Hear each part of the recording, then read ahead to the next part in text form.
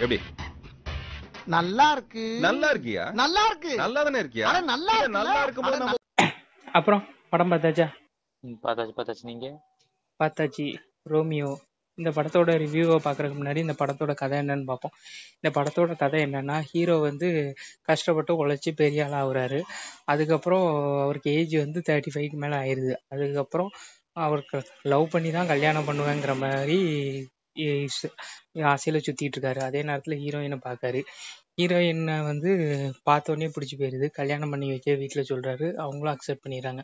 ஆனால் ஹீரோயினுக்கு வந்து சினிமாவில் ஏதாவது சாதிக்கணும்னு பெரிய லட்சியம் இருக்குது. அதனால வேண்டா வெறுப்பாக கல்யாணம் பண்ணிக்கிறாங்க. அதுக்கப்புறம் 2 பேரும் ஒன்று சேர்ந்தாங்களா இல்லையாங்கிறது தான் மிச்ச கதை. இப்போ இந்த படத்தில் உங்கள் ஒப்பீனியன் என்ன? எனக்கு இந்த படம் வந்து ரொம்ப பிடிக்கலனாலும் ஓரளவுக்கு ஓகேவா இருக்குன்னு சொல்லலாம். இதுக்கு முன்னால இவருக்கு இருந்து வந்த படத்தோட இது சூப்பர்னே சொல்லலாம். உங்களுக்கு இந்த படம் எப்படி பிடிச்சிருக்கா?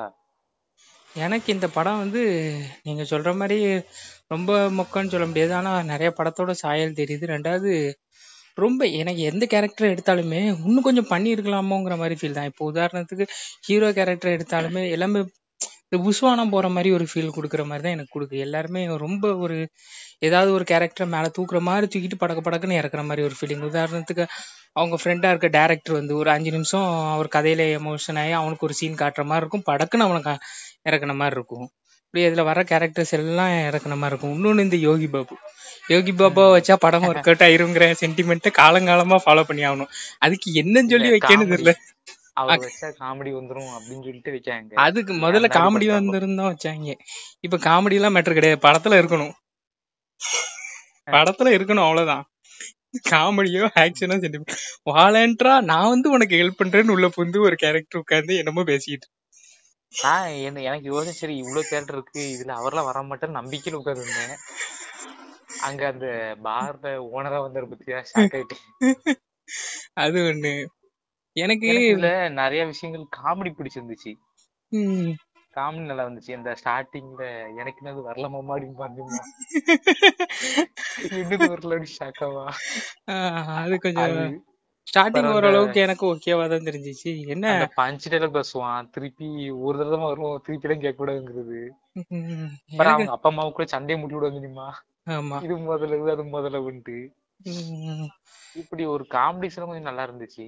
அதே நேரத்துல அந்த அவங்களோட அந்த எப்படி சொல்ல அந்த எமோஷன்ஸை கரெக்டா மெயின்டைன் பண்ண மாதிரி ஃபீல் ஆச்சு. அந்த இதுல சொல்லுவாங்க தெரியுமா, கடன் லோனு இஎம்ஐ எல்லாம் வாங்கி வச்சிருக்கீங்க, அதான் அடைச்சிட்டு திரும்பி பார்க்கறதுக்குள்ள வாழ்க்கையை முடிச்சிட்டு அந்த மாதிரி எமோஷன்ஸ் எல்லாம் அவரு அது வாழ்ந்தது கிடையாது. ஆனா ஒரு மனுஷனா ஒரு மக்களா ஒரு ஆண்மகன் எவ்வளவு கஷ்டப்படுறாலும் அதை அப்படியே எக்ஸ்பிரஸ் பண்ண அந்த எமோஷன்ஸ் எனக்கு ரொம்ப பிடிச்சிருந்துச்சு. அதனாலதான் எனக்கு இந்த காமெடி எமோஷன்ஸ்ல எனக்கு இது பிடிச்சிருந்துச்சு. ஆனா அதுக்கு அந்த ஹீரோயின் ஏமாத்துவ தெரியுமா, அதெல்லாம் அங்க ஆண்டாயிட்டு. அதான் நிறைய அப்ஸ் அண்ட் லேக்ஸ் இருந்த மாதிரி தான் இருந்துச்சு. சில கேரக்டரை தூக்குற மாதிரி இருக்கும், ஆனா புஷ்னு இம்பார்ட்டன்ஸ் கொடுக்காத ஃபீலிங் மாதிரி. எனக்கு எப்படின்னா சில கேரக்டர் நல்லா ஃபோக்கஸ் ஆகி போயிட்டு இருக்க மாதிரி இருக்கும். படக்குன்னு அடுத்த சீன் பார்த்தா அந்த கேரக்டருக்கு இம்பார்ட்டன்ஸ் இல்லாம போன மாதிரி இருக்கும். இது மாதிரி நிறைய கேரக்டர்ஸை பண்ண மாதிரியே படத்தை போயிட்டு இருக்கும்போது அப்படிதான் ஃபீல் கொடுத்துச்சு. ரெண்டாவது ரொம்ப வந்து எப்படி சொல்லனா, கதை சிம்பிள் கதை தான். அதை என்னெல்லாம் பண்ண முடியும், இப்படி வைக்க முடியுமா அப்படி வைக்க முடியுமான்னு யோசித்து இழுன்னு இழுத்த மாதிரி தான் இருந்துச்சு. இது தலைவாசல் விஜய் அவரும் கொஞ்சம் வந்து சும்மா கொஞ்சோண்டு சீன் வந்தாரு, ஆனா ஓரளவுக்கு. ஆமா, அதான் நீ இப்ப மேட்டாப்ல பார்த்தா எல்லாருமே கொஞ்சம் கொஞ்சம் நடிச்சிருக்க மாதிரி தான் இருக்கு. அது மட்டும் இல்லாம காமெடியுமே ஃபர்ஸ்ட் ஒரு 2 சீன், கடைசி நடுவுல ஒரு 2 சீன், அந்த மாதிரி காமெடி தான், அவ்வளவுதான். அதுபடி காமெடின்னு சொல்றதுக்கு பெருசா இல்ல. என்ன விஜய் தாத்தா இறந்துட்டாருன்னு சொல்லும் போது டிராஃபிக் சவுண்ட் இருக்குங்களா. அதுக்கப்புறம் இந்த படம் ஷூட்டிங்ல இன்டிமேசி சீன் இருக்கும். அப்ப நான் தான் படம் எடுப்பேன், நான் தான் ஹீரோவா இருப்பேன். அதுக்கப்புறம் அந்த அவங்க எல்லாம் குடிச்சு கிடப்பானுங்க. அப்ப அந்த டைரக்டர் சொல்லுவாரு தெரியுமா, ஹேங் ஓவர்ல கூட எங்களுக்கு யாரும் பாத்துக்கிறது ஓடிட்டு. கடைசியில அப்புறம் ஹீரோயாச்சு இனிமே அடுத்த அரசியல் தானே சொல்லுவோம் தெரியுமா. வழக்கமா ஹீரோ ஆயிட்டாலே அடுத்த அரசியல் தானே. தமிழ் இந்த காமெடி தான் சூப்பர் வச்சிருந்தாங்க ஓரளவுக்கு.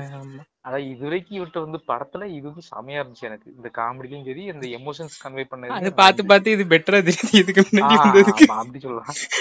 இதுக்கு முன்னாடி இது பரவாயில்லையேங்கிற ஃபீல் உண்மையில எனக்கும் இது. இதுக்கு முன்னாடி பார்த்த தமிழரசனுக்கு எவ்வளவோ மேலுங்கிற மாதிரி இருக்கு. கமலஹாசன்ல என்ன செஞ்சிருப்போங்க. ஆனா எல்லா படத்துலயும் யோகி பாபு இருக்காரு. ஆமா, காமெடி வேணும்ல, அதான் யோகி பாபு. ஆனா இந்த தடவை யோகி பாபுட்டு இருந்து காமெடி வரல, இவங்கிட்ட இருந்த காமெடி. அதுக்கு யோகி பாபு தேவையில்லை அவருக்கு. அததான் சொன்னா எவனும் கேட்க மாட்டேங்க, அவரு இந்த படத்துக்கு தேவையே இல்லை. ஏன் விடிவி கணேஷே பாதி இடத்துல டிராவல் ஆயிட்டு இருக்காரு காமெடின்றதுக்கு. அது போக காமெடி, அதாவது அவர் யோசிச்சாரு, இது வரைக்கும் 3 லட்சத்துல காமெடியே இல்ல, யோகி பாபு தான் வச்சிருக்கோம், காமெடியே இல்ல, யோகி பாபு கூட சேர்ந்து நிறைய நாலஞ்சு வச்சு விட்டுருவோம், அப்ப எப்படி சொல்லுவாங்க அப்படின்னு ட்ரை பண்ணி பார்த்திருக்காரு, வேற ஒண்ணும் இல்ல. இன்னொன்னு ஹீரோயின் கேரக்டர் வந்து ரொம்ப ரகட் கேரக்டராவும் காட்டல, ரொம்ப ரகடாவும் காட்டல. அதுக்காக நான் ஒரு உருப்படியான கேரக்டராவும் எனக்கு ஃபீல் ஆகலாது. எனக்கு இப்போ சொன்னப்ப நீ எனக்கு புரியுது, நீ சொன்னது புரியுது. அதாவது ஹீரோயின் ஃபர்ஸ்ட் ரகடுன்னு சொல்லிட்டு, ஆமா, அவதான் ஏமாத்திட்டா இது பண்ணிட்டா, அவ பெரிய ரகட காமிக்க மாதிரி போயிட்டு பொசுன்ட்டு ஏறி விட்டாங்க. அதான் சில சீன்ஸ் வந்து நல்லா போற மாதிரியே இருக்கும். சரி இவங்க ரகடு கேரக்டர் தான் போல இருக்கு, நம்ம ஃபோக்கஸ் பண்ணிட்டு இருந்தா அடுத்த சீனே இது இறங்கிரும், திருப்பி என்னத்த சொல்ல, அந்த படம் எடுக்கிறோன்னு ஹீரோயின் திருப்பி இறங்கிரும், தான் ஸ்டாண்ட்ல நிக்காத மாதிரி ஒரு ஃபீல் கொடுக்கும். எனக்கு தெரிஞ்சு மேக்சிமமா அதுல இருந்து 2-3 கான்செப்ட், ஒண்ணு காவலன், ஒண்ணு மௌனர் ஆகும். இந்த 2 படத்துல இருந்து எல்லா கான்செப்டையும் எடுத்து ஒன்னா சேர்த்து ஒரு படத்தை எடுத்திருக்காங்க.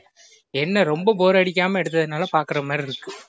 சிலர் இதை எடுத்து ரொம்ப சொதப்பி தெளிவாங்க, பார்க்கவும் முடியாத அளவுக்கு இருக்கும். மௌனராகும் ராஜாராணின்னு வந்துச்சு, ராஜாராணி அடுத்து ரோமியோன்னு வந்துட்டு அவ்வளவுதான். என்ன அதுக்கு அந்த ட்விஸ்ட் இப்போ தெரியுமா, பாத்தியா கடைசி அந்த ட்விஸ்ட், அந்த தங்கச்சியை கொண்டு வருது. ஆமா, அந்த கதை அது பண்ணவே இல்ல. அது யோகி பாபு மாதிரிதான், இந்த படத்துக்கும் அது தேவையில்ல, இதுக்கும் தேவையில்ல. யோகி பாபு எப்படி வேண்டாமோ அந்த தங்கச்சி கதையும் இந்த படத்துக்கு வேண்டாம். என்ன இந்த ராஜாராணி படத்துல ஹீரோ ஹீரோயினுக்கு ஒரு பிளாஷ்பேக் இருக்கும், அவங்களுக்கு ஒரு லவ் ஸ்டோரி இருக்கும், அது மட்டும் இருக்காது, அவ்வளவுதான் அந்த படத்துல. எனக்கு இதுல என்ன தோணுச்சுன்னா, ஏன் அவ கொண்டு வந்தான்னா, அதாவது ஹீரோ தான் அந்த ஹீரோயினுக்கு இவ்வளவு இது பண்ணிருக்காங்களா, சப்போர்ட் பண்ணிருக்காங்களா, அதனால ஒரு ஜஸ்டிஃபை பண்றதுக்காகவே அந்த கேரக்டர் கொண்டு வந்த மாதிரி ஃபீல் ஆச்சு. தாம் பக்கம் ஒண்ணும் இல்லன்னு காட்டுறதுக்கு ஒண்ணும் இல்லன்னா ஃபுல்லா வில்லி மாதிரி ஆயிரலாம், ஹீரோயின் மாதிரி இருக்கு. சரி நீங்க எனக்காக இவ்வளவு பண்ணிருக்கீங்க, உங்களுக்காக நான் இது பண்ணிருக்கேன் அப்படின்ட்டு ஒரு இதுக்குதான் கொண்டு சப்ப கெட்டு இருக்கு. அதுதான் எக்ஸாக்ட் வேர்ட், அதான். என்ன பண்ண, ஆனா எனக்கு ஓப்பனா சொல்லணும், இந்த படம் போர் அடிக்கல, ஒன்ஸ் பார்க்கலாம். பழைய படத்தோட அடுத்த ஒரு வெர்ஷன் தான், அவ்வளவுதான். ஆமா, இது வரைக்கும் வந்த படத்துல பெஸ்ட்பா, அது ஊத்துதான். விஜய் ஆண்டனி படங்கள்ல மத்த படத்தோட கம்பேர் பண்ணிடாதீங்க, அடி வாங்கிட்டு போயிரும். இல்ல அதுல வந்து தலைவர் வேற லெவல்ல பேச வைப்பாரு, இதுல வந்து வேற லெவல்ல பேசிட்டாரு. ஆனா உண்மையில நீங்க சொன்ன கருத்தை நான் ஏத்துக்கிறேன், ஏன்னா இது வரைக்கும் நான் பார்த்த விஜய் ஆண்டனி படங்கள்ல இது பெட்டரா இருக்கு. விஜய் ஆண்டனியும் ஓரளவுக்கு முன்னாடி இருந்ததுக்கு இப்போ கொஞ்சம் எஃபர்ட் போட்டு நடிச்ச மாதிரி தான் ஃபீல் ஆச்சு. அந்த தீல எல்லாம் நடந்து வரும்போதெல்லாம் ஆக்டிங் நல்லா இருந்த மாதிரி தான் இருந்துச்சு எனக்கு. இந்த நல்லா பண்ணிருக்காரு, ரைட், பாராட்டு. சரி நம்ம ரேட்டிங் செக்ஷன் போயிருவோமா? ஓகே. எனக்கு இந்த படம் இது ஓகேவா தான் இருந்துச்சு ஓரளவுக்கு. ஸோ என்னோட ரேட்டிங் இந்த படத்துக்கு 2.5 கொடுங்க, 5க்கு. எனக்கும் இந்த படம் ஓகேவா, நல்லா இவட்ட இருந்து ஒரு கம்பேக் மாதிரி இருந்துச்சு. இன்னொரு நேரம் நல்லா கொஞ்சம் என்ஜாய் பண்ண வச்சது கொஞ்ச நேரத்துக்கு, அதான் ஒரு 3 கொடுக்குறாங்க. ஓகே, நம்ம ரேட்டிங் 5.5. எப்படி? நல்லா இருக்கு. நல்லா இருக்கியா? நல்லா இருக்கு. நல்லா தானே இருக்கியா? நல்லா இருக்கும்போது